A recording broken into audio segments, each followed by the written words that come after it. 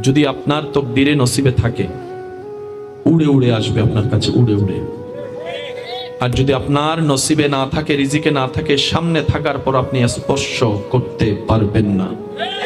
মুসলমান যখন এই আকীদায় বিশ্বাসী, রিজিকে আজ থাকলে আসবেই, সুতরাং আমার কষ্ট করে কারো সম্পত্তিতে, কারো রিজিকে, কারো কোনো কিছুতে আমার হস্তক্ষেপ করার কোনো দরকার নেই।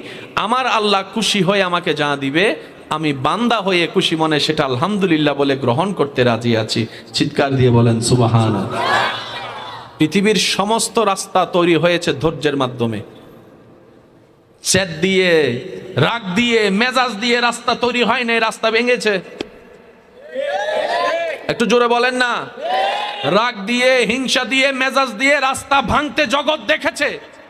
ধৈর্য দিয়ে রাস্তা তৈরি হয়, সহ্য দিয়ে রাস্তা মজবুত হয়, রবের উপর ভরসা দিয়ে সেই রাস্তা স্মুথ হয়ে যায়। বলেন সুবহানাল্লাহ। যদি আগাতে চান শর্ত এইটাই, দ্বিতীয় কোনো অপশন নাই, কারণ যে আল্লাহ দিবেন সেই আল্লাহ শর্তগুলো দিয়েছেন। আল্লাহ তাআলা আমাদেরকে একটু বুঝার তৌফিক দান করুন।